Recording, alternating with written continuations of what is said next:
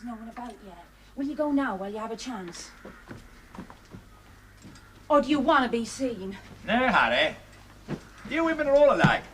Once you get what you want from a man, you can't wait to be shot of him. I suppose breakfast is out of the question? Just go, if he finds you here.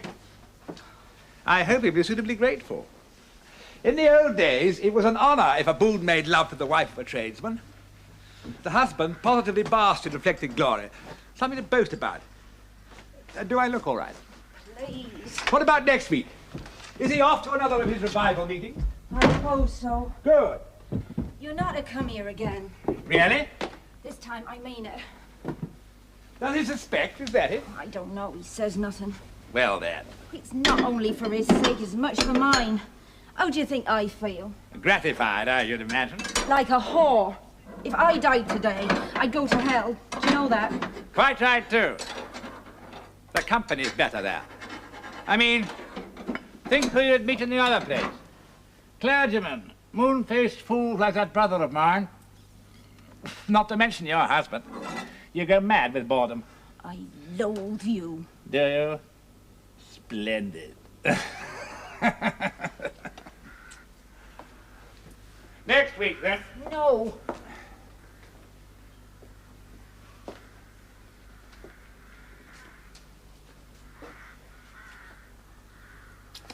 I said no.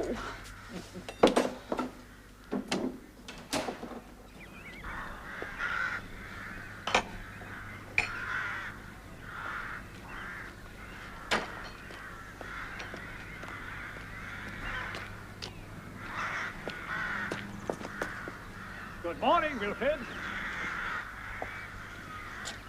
Open for business, I see.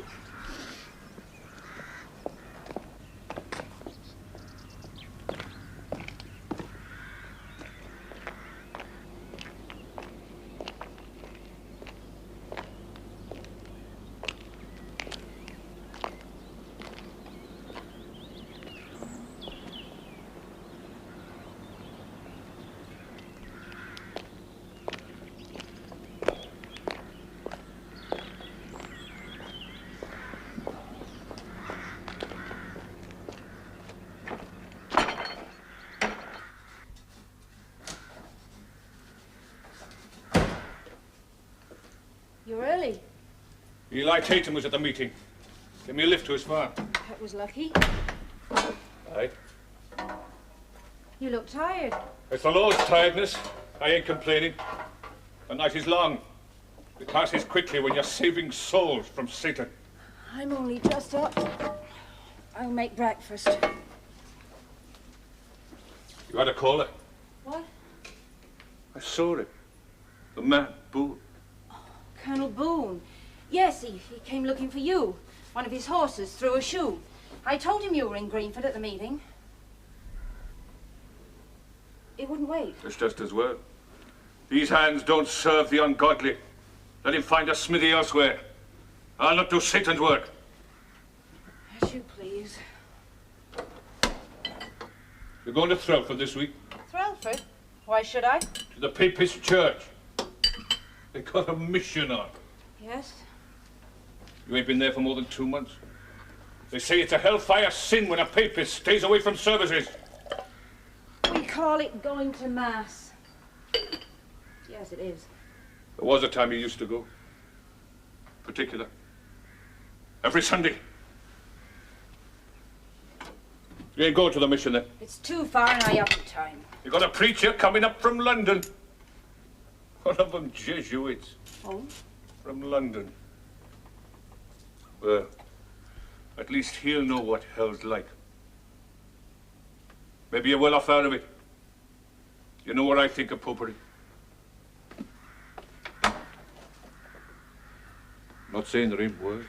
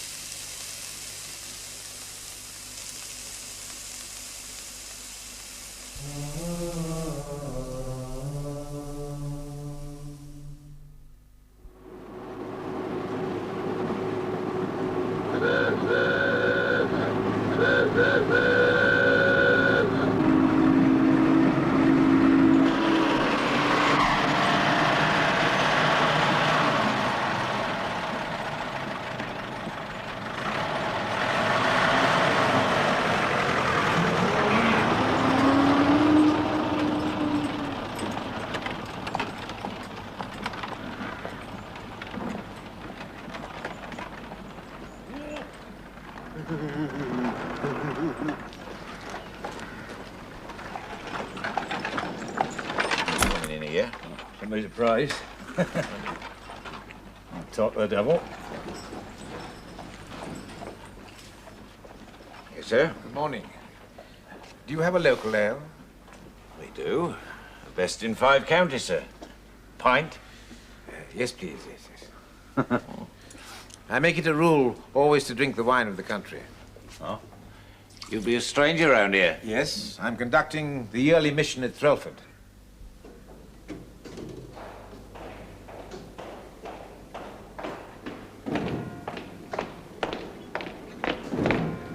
Mr. Bourne, sir, she... Get your breath back, Alfred. No hurry. She's in the village, sir. Mrs. Devereux. Oh. Thank you, Alfred.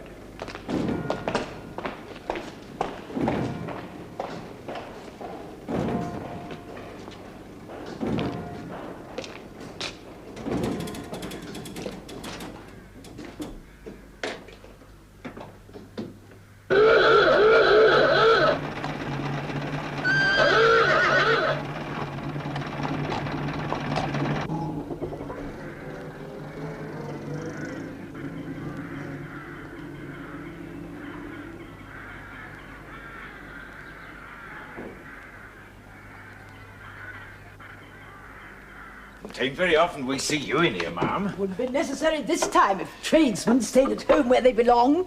You see, the very faintest beginning of a crack in the wood. Oh, I see, ma'am. Of course, it had to be my favourite club. Had it for years.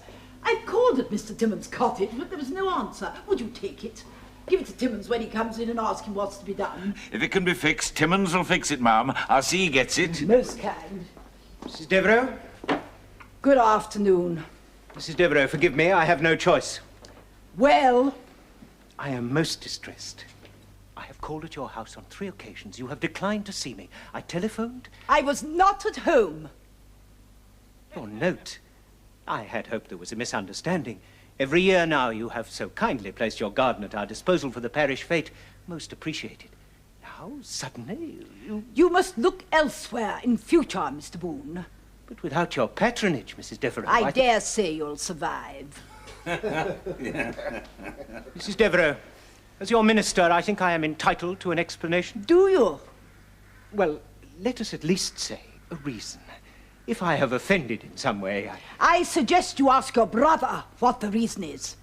My brother. If I were a man, I'd happily thrash that blackguard within an inch of his life. Thrashing's too good for him. What has he done now? Mrs. Devereux, I believe it is common knowledge that my brother and I are not on friendly terms. Whatever he may have done, I cannot be held responsible. You mean you are not his keeper? A strange sentiment for one of your calling, Mr. Boone. I think there's no more to be said. Do you know what Mrs. Devereux was referring to? It ain't for me to say, sir. But you know. I should be obliged. There's been talk, aye. Well? It's that parlour maid of hers, young Molly. Nice, quiet girl. They say she's been packed off home. In trouble. My brother? That I couldn't say. I don't like gossip. The Colonel's a good customer. I am aware of that. Thank you. They say she's not the only one. That thrashing Mrs. Devereux was talking about.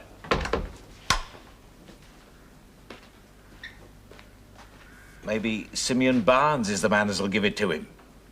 Barnes, the blacksmith? It's what they say. But why should the blacksmith... She's a good-looking woman, that wife of his. And there's many a man as is partial to red hair. Still, I'd as soon not tangle with Simeon Barnes. I seen him hit a fellow once. You know why? For swearing. He half killed him. I beg your pardon. Not at all, no. The same again, sir? No, I think I might take a look around your village.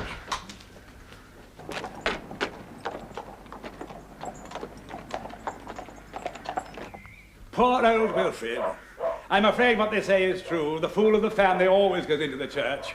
Or is it that the church turns a man into a fool? You believe everything you hear. I'm used to your sneers by now, James, and I will not be put off. Do you know this girl? Pretty little thing, yes. I see. I believe I kissed her once or twice. Well, damn it, Wilfrid, we are a feudal family. I could have gone the whole hog and exercised my droit de seigneur. But you didn't. Not done, old boy. A boon and the holder of the Monstar running after tweenies? And blacksmiths' wives. Don't follow you. There have been rumors concerning you and Mrs. Barnes. No. What a crowd of damn scandalmongers they are. I'm sure it's all highly flattering. Makes me out to be no end of a ladies' man. But you being a man of the cloth and all that, I'd have expected you to stick up for your brother. Perhaps I know him too well. Wilfrid, what a nice surprise. Alex, how nice to see you. You look well. Do I? You come out here so rarely, we thought you'd quite forgotten us. Oh. Wilfrid is here on business, my dear. His business. Or at least he thinks it is. Go on with what you were saying. Some other time, perhaps. Nonsense, Alex won't mind. It'll amuse her. Not much to laugh at in this house. It seems some skivvy's in the family way. James. And I'm the odds-on favourite. What do you think of that? It's absurd, of course. There, you see, but that's not all.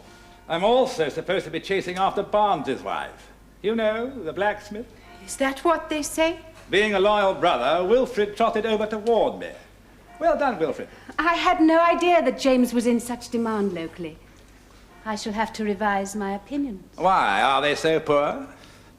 The worst part of it is that damn Devereux woman has been leading Wilfrid a dog's life on my account. It was her skivvy, you see. Yes. I don't know how these rumors get started. Well, I must dash off. But you'll stay for dinner. Some other time, perhaps. I'm expecting a visitor. We see you so rarely. Forgive me for dashing off. Only if you promise to come back and spend an evening. We miss you. Some other time, perhaps. Goodbye, Alex. James? It's your home too, old fellow. Yes, feel free. And thanks for coming over to tell us what the tattletales have been up to. You give it to him hot and heavy on Sunday, eh? Woe to the scandal giver. Isn't that it? I'll remember you in my prayers, James. Poor old Wilfrid. I'm afraid we put a flea in his ear. I'd heard about the girl at Mrs. Devereux's, but not about the blacksmith's wife. I suppose I need hardly ask if it is true. Then don't ask. Drink? No, thank you. For myself, I'm long past caring what you do. I did once, not any longer. But are you never afraid? Of whom? That clodhopper Barnes? I meant for your soul. You're beginning to sound like Wilfrid. Perhaps you should have married him. Missed being lady of the manor. What a thought. You could have done worse. No, I'll take my chances in the next world, if there is one. As for this world, I shall go forth as becomes a feudal lord. Armed to the teeth. On guard! James! As for my suit of impenetrable armour, does this suit me? Not really, no. Then I shall wear it. Always the nearest hat and the nearest woman, yes, James? That's good enough for a family motto. Or an epitaph. Alex, I meant to tell you, I shall be going out for a while after dinner. How long is a while? Overnight, possibly. Business in Threlford. Or in the village.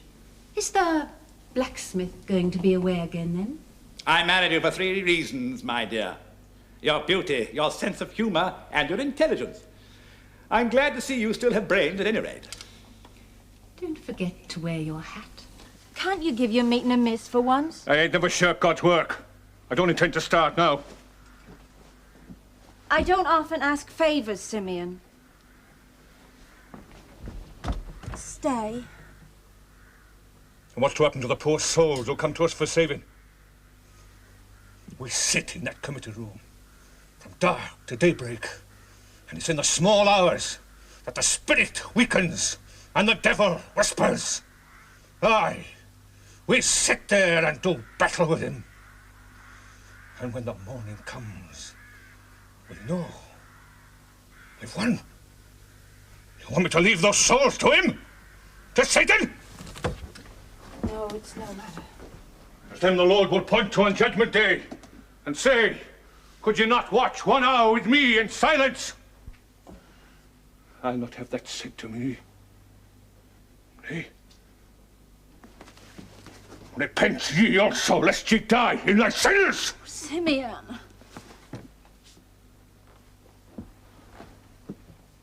And him! Let him take warning! Let the adulterer beware of the arrow that flieth by night, and the sickness that wasteth by day! Let him repent!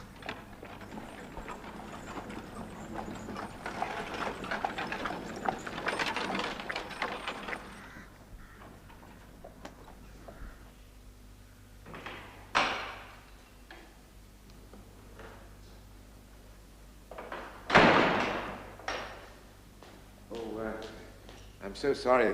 The vicar's not... Are you the priest from Trelford? I am. I'm Elizabeth Barnes. I wrote to you. Yes. Delighted. Forgive me. I thought it best not to call while your husband was at home. You said the matter was confidential. My name's Brown. I want you to hear my confession. Well, is Threlford your parish? Yes. Oughtn't you to confess to Father Mackey? I can't do that. He knows me. Well, that, if I may say so, is vanity. No sin can be that startling. Even so, the seal of the confession. I know all about that, but I need to talk to a stranger. Please. No, madam, I've often been rebuked by my superiors for being unorthodox. No doubt I am. Nevertheless, in these surroundings... Not here. My house. My husband's gone to Greenford.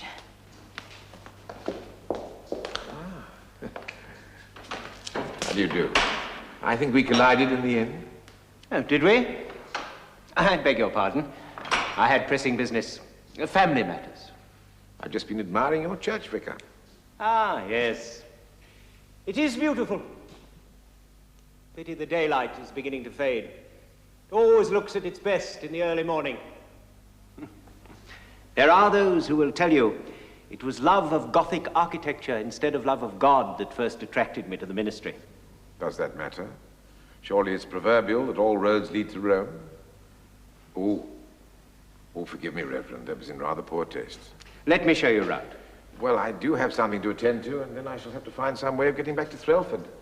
Oh, you won't? Really? Not at this hour. Oh, dear. You would honor me by staying at the vicarage. Oh, no. It's most kind of I you. so seldom have company. Well, And I promise to pack you off to Threlford by the morning bus. I insist. thank you, sir, indeed. Now, the church has quite a history.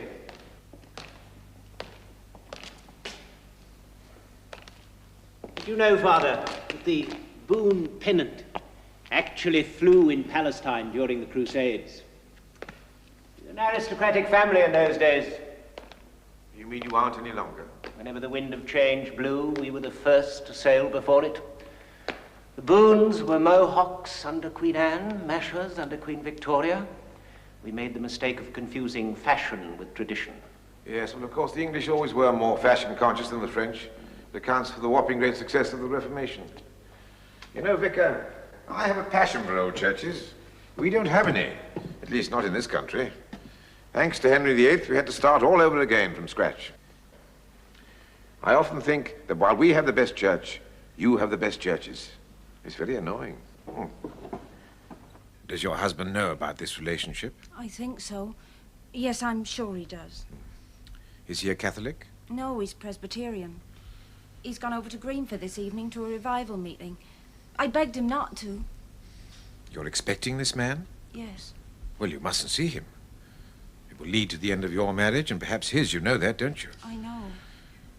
You belong to a church. You believe in God. That makes life very difficult for you. Because until the day you die, you will always have a choice to make. Now, will you promise me not to see this man again? I can't. Then you know I should withhold absolution. Yes, Father. There must be a firm resolve. I know that. I can't. Well, will you at least promise God to try with all your might? Yes, I promise that. Well, my child, I suppose that will have to do, won't it? There go to absolve. An excellent woman in most respects says that it doesn't suit me. I regarded that not only as an impertinence, but also a challenge. I think it becomes me very well. Does anyone disagree? It's all very well for you people. You have thick heads, solid bone from ear to ear. Aristocrats are made of finer stuff. Mongrels live forever. Thoroughbreds catch cold easily.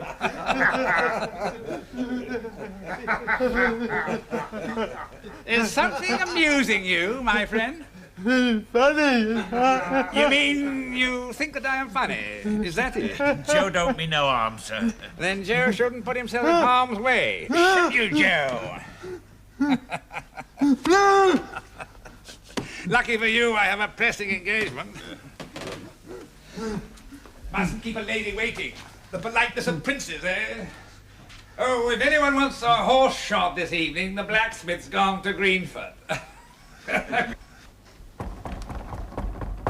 No. Go away. Open the door. Don't be a fool. Let me talk to you. Elizabeth!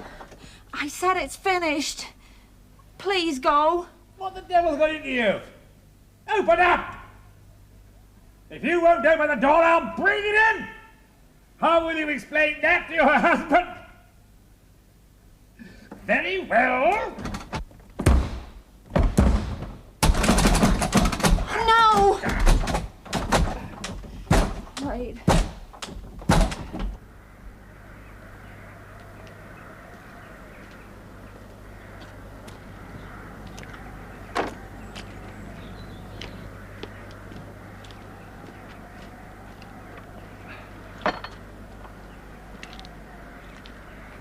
Good morning, Wilfred. At least we have something in common. We are both early risers, although not, I imagine, for the same reason. So, it is true. True? Oh, like a good landlord, I have been watching over my tenants. Do you find fault with that? James, are you ever afraid of thunderbolts? I haven't given it much thought lately. Do you mean you've taken up meteorology? I mean, are you ever afraid that God might strike you down in the street? I beg your pardon. I see your hobby's the same as it's always been. Folklore. And yours is blasphemy. Hey, you. What are you gawping at? Which would you prefer? A thrashing or a shilling? Which? I want a shilling. You know the rules then. Hands down behind the back, mouth open. What you catch, you keep. Right? Mouth open. Ready? Use your hands and I'll take the skin off your back. Catch! Catch! Catch! Get those hands down! Catch! Catch! Catch! Catch! Catch! Catch!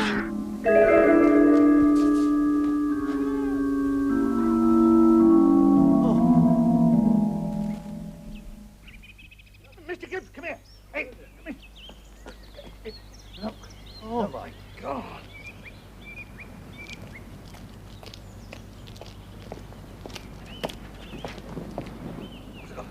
Somebody have to go and tell the Reverend. I'll go.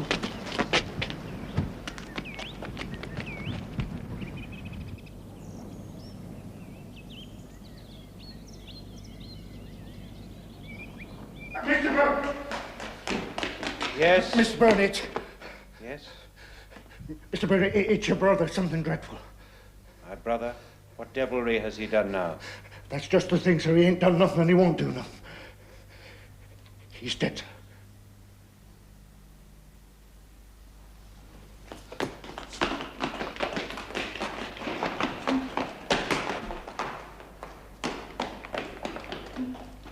I've been in France. I've never seen the like of that. There's nothing left of his head. Smashed in like it was an eggshell. One blow. One single, all-destroying blow. Here, look, that's what done it. Ah, I should leave that there if I were you. James.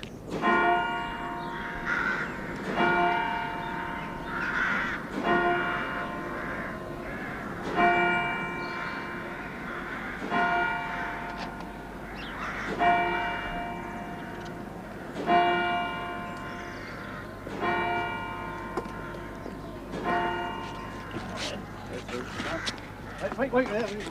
Come on, stand back.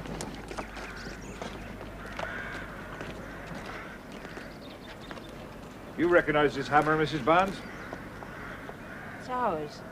My husband's. Belongs to the smithy. Where is it usually kept? There. Well, in the open? People around here aren't thieves. No. Only murderers. Doctor? Yes, I've looked at it. That's the weapon, all right. Not a doubt of it. Will you come with us, Mrs. Barnes?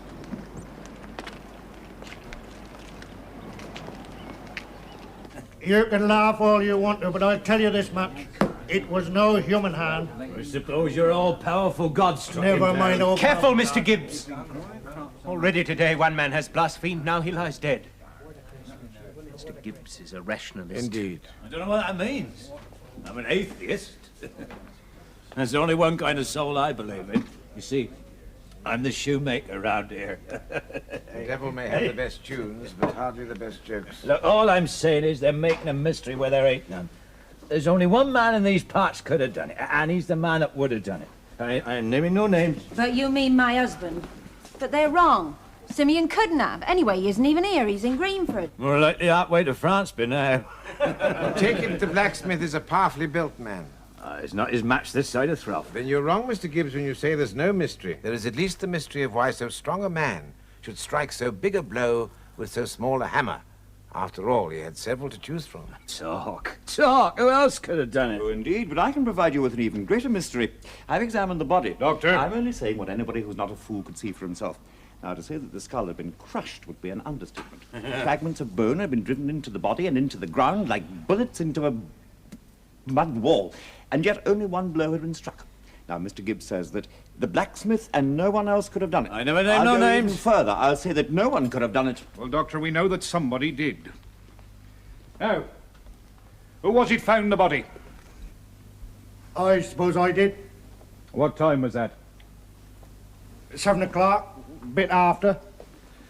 I was on my way to the churchyard, had a grave to dig. Old Sam Drayton died yesterday. Well, I sees him, the colonel, lying there dead. Then Mr. Gibbs comes out, then the reverend gentleman. You up early too, Mr. Gibbs? Always am. I don't like to miss nothing. And I spent the night as a guest at the vicarage. Oh? Yes, I'm conducting the yearly mission at Threlford. You ought to come. Well, then, the next step is to find out who was the last person to see Colonel Boone alive. Yes, Mrs. Barnes? Inspector, I believe I was the last one to see my brother. That is, of course, apart from whoever it was killed him. Yes, Mr. Boone? We met outside the smithy, exchanged a few words. It wasn't a very friendly meeting. My brother was given to blasphemy. It upset me. I went into the church. And then? I prayed. Yes. One loses track of time. I suppose I must have been there 20 minutes before Mr. Mallory came and told me there had been a tragedy. That's right, sir. Have you any idea what your brother was doing in the village at so early an hour? I'm not sure that I should... Inspector, I think I can answer that question. Yes, Mrs. Barnes? If we could talk privately, perhaps at home, my house. As you wish. And I'd like Father Brown to be present. He's my confessor. Well, this is hardly a spiritual matter. Well, if murder isn't, Inspector, I'm sure I don't know what is. I suppose I have no objections. Thank you. Pity about that. We might have heard something worth hearing. Is that all you can think about? Gossip. A man has been killed. I mean, in no disrespect, sir, I think we all know why. I mean, just because I'm an atheist, it don't follow that I ain't moral. Shut your mouth, Which man. is to say, not speaking of the dead, but he took his chance. He had his little bit of fun on the sly. We all knew someone was going to put pay to him. I like maybe someday somebody will put pay to you and that evil mind of yours. Time enough to worry about that when it happens. Tell me, Alf, how's that pretty daughter of yours getting on up in London, eh? They won't let me see him. Well, that can only mean one thing. It isn't James. They're pretending that it's him. It's Alex. someone else. They're playing some kind of trick, and they know I'd see through Mrs. it. Boone, there's no mistake. I'm sorry. It's true, Alex. Now, Mrs. Barnes, you said you have information as to what the Colonel was doing in the village early this morning. Yes. He was with me At what time? all night. I'm sorry. I did try. He was half drunk. He threatened to smash the I door think the down. inspector is only really interested in matters relating directly to the Colonel's death. What relates directly to the Colonel's death and what doesn't will be for me to decide, Father Brown. What time did he leave here? I don't know. It was early. 6:30. Your husband was away all night? At Greenford. A revival meeting. We don't attend the same church. My husband's Presbyterian. Does he know about you and the Colonel? Inspector, I think that's a question more properly asked of Mr. Barnes. Father Brown, you are being obstructive. Not at all. He's at the door now. At least the man answering his description has just crossed the street.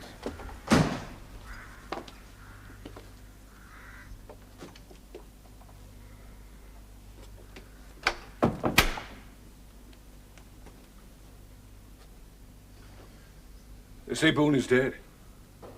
They say that thing by the church is what's left of him. Are you Simeon Barnes? Is he dead? Yes. Then he's damned. Simeon, say nothing. The righteous have no need for cunning. God guards his own in his pocket. When did that dog die in his sins? I should moderate my language if I were you. Moderate the Bible's language, I'll moderate mine. I asked, when did he die? An hour ago. Mr. Barnes, I will not ask you at this time and place what you know concerning the death of Colonel Boone. You are not bound to say. But I must go through the form of arresting you in the King's name for murder. No. And I must warn you that An hour ago, you say? Between 6:30 and 7. Nearer 7. Father Brown! Then God is good. You, policeman, whatever you are, you may arrest me to your heart's content. I do not mind leaving a court of law without a stain on my character. You may perhaps mind leaving it, shown up for a fool. Mr. Barnes, I must ask you to accompany me. Gladly, and if I was a heathen, I would let you walk onto your downfall. But as a Christian man, I'm bound to give you a chance and ask you whether you'll hear me out now or at the assizes. Well, I should listen to him, Inspector, if I were you. Seems that even papists have more sense than the police. I left the revival meeting at Greenford at 6 this morning. 2 men from our church, God-fearing men from this village, kept me company on the road. Did not leave my side until 5 minutes ago. Their names? Samuel Marin, Josiah Sears. Police constable, sires. Well, I must ask you to accompany me to the station all the same. Mr. Barnes, it shouldn't take long to verify your story. Better not. I got a day's work to do. How was he killed? With a hammer, Mr. Barnes. One of yours.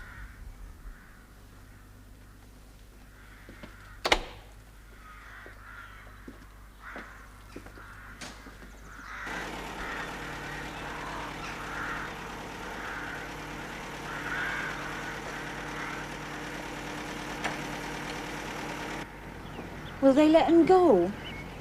There's no evidence against him. There never was.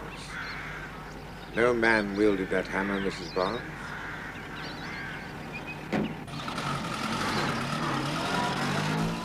Did the vicar say when he would return? Madam, I only know that he escorted Mrs. Boone home. She was distressed. I can't think why.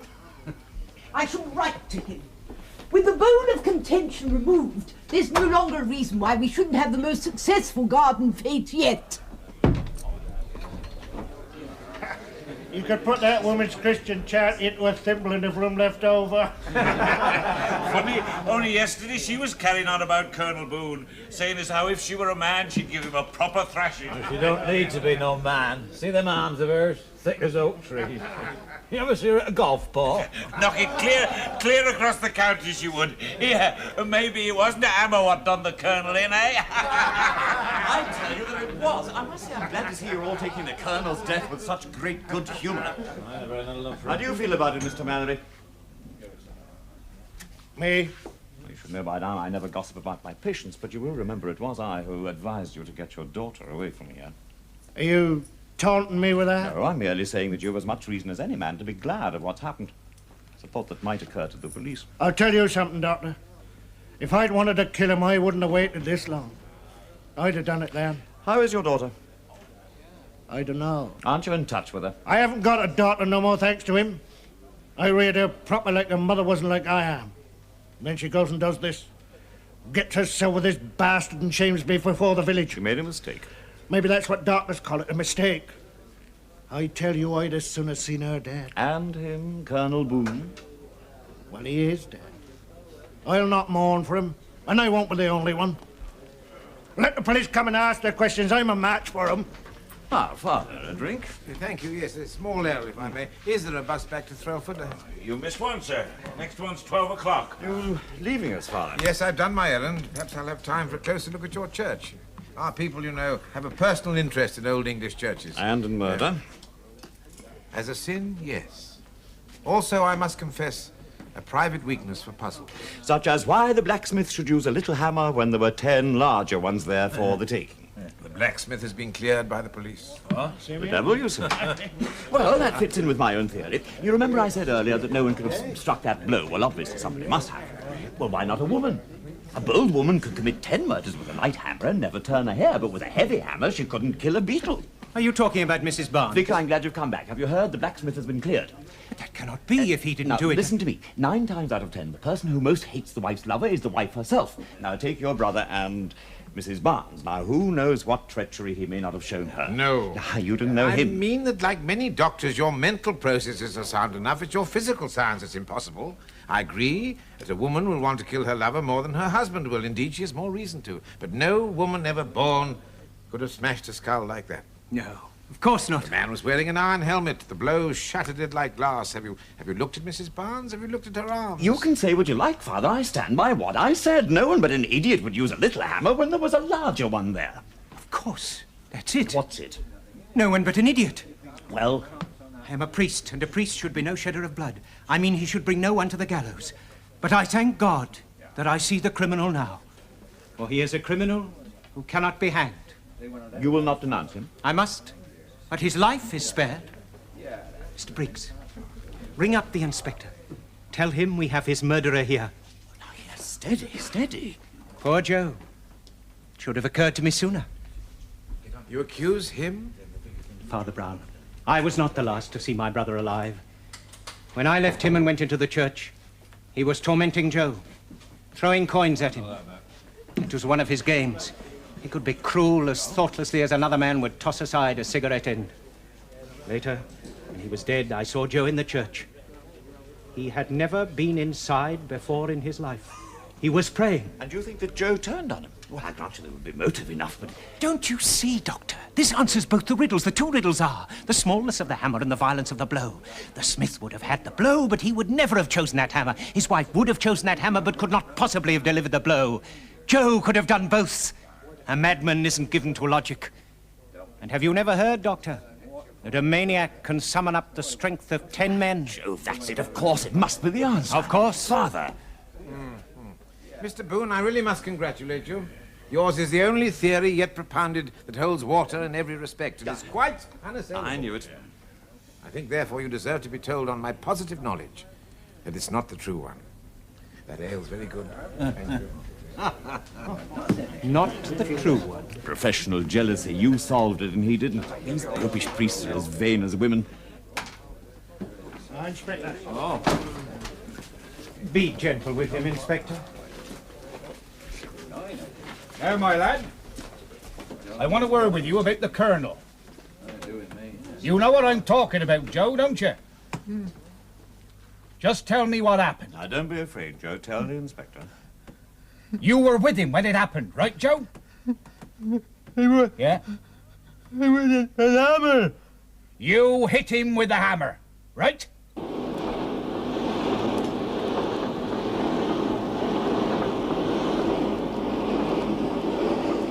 Glad to see you're a free man again, Mr. Barnes. The Lord watches over the least of his children. I told him, the policeman, I am a strong man, it's true, sir. Even I could not have flung my hammer here from Greenford. The thing of wood and iron has not wings that it should fly a mile over hedges and fields. Well, the inspector's not the man to be without a culprit for long. He'll arrest that poor idiot, Joe. Oh, foolie then! You know the criminal, Mr. Barnes? I believe that one that walks invisible in every house defended the honor of mine and laid the defiler dead at the door of it. I believe the force in that blow was just the force there is in earthquakes, and no force less.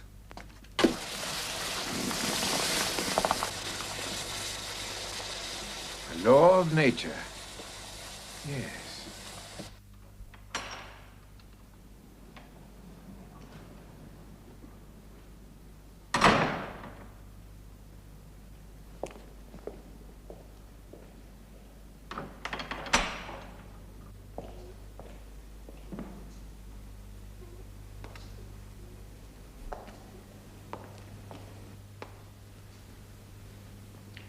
The inspector is convinced.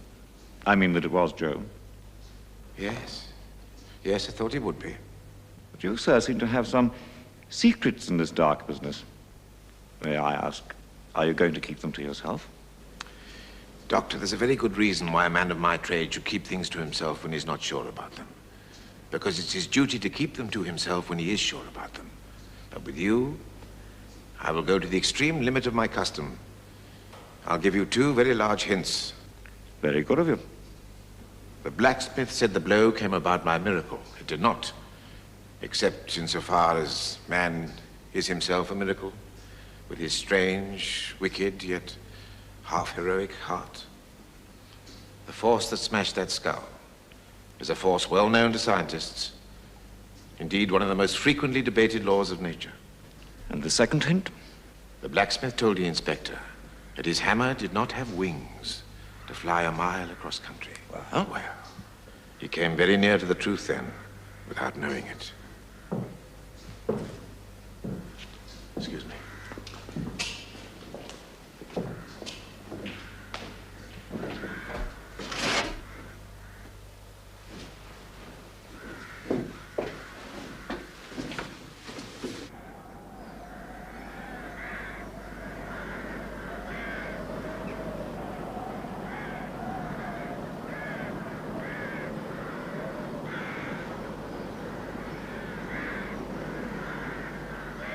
Might be a map of the world, mightn't it?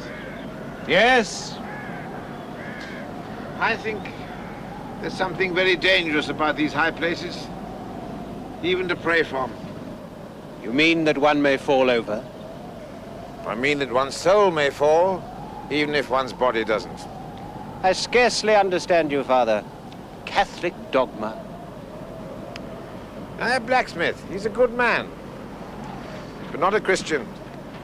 Hard, imperious, unforgiving. His religion was made up by men who prayed on high places, on hills and high crags, who learned to look down on the world rather than to look up at heaven. Humility is the mother of giants. One sees great things from the valley and only small things from the peak. The blacksmith is innocent. Oh, yes, yes, yes, indeed, yes. You know, Vicar, I once knew a man who began like other men worshipping before the altar. And then he grew fond of high places to pray from. Nooks and corners and the belfry or the spire. One day, in one of those dizzy places, the whole world seemed to turn below him like a wheel. His brain turned also. And he fancied he was God. So that although he was a good man, he committed a great crime. He took it upon himself to judge the world and to strike down the sinner. Now, he'd never have had such a thought had he been kneeling with other men on the floor. He saw all men crawling about like insects, and one in particular, strutting just below him, insolent, evident by a bright green hat. Also, he had in his hands one of the most awful engines of nature. I mean, gravitation. That mad and quickening rush by which all Earth's creatures fly back to her heart when released. You know, Reverend, if I were to toss a pebble over this parapet, it would come to Earth with the force of a bullet. If I were to drop a hammer, even a small one. No, no! Let me go! Let me go! Not by that door. That door leads to hell.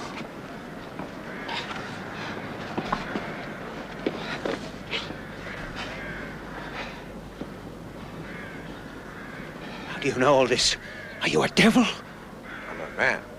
Therefore have all devils in my heart. I know what you did, Vicar. At least I can guess the great part of it. When your brother turned his back on you to torment the idiot Joe, you snatched up the hammer to kill him. Your own impulse horrified you, and you fled into the church. You came up here to pray. You saw your brother's hat below you, crawling about like a green beetle.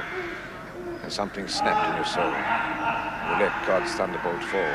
Unhappily, with the accuracy of the devil. How did you know it looked like a beetle? Well, that was common sense. But hear me further. I know all this, but no one else shall. The next step is for you. I seal this with a seal of confession. I leave things to you because as yet you have not yet gone very far wrong as assassins go. True, you tried to blame the idiot Joe, but you knew he couldn't suffer death for it. That's one of the gleams it's my business to find in assassins now. Let's go down into the village. I have a bus to catch. And you may go your own way, as free as the wind. I said my last word.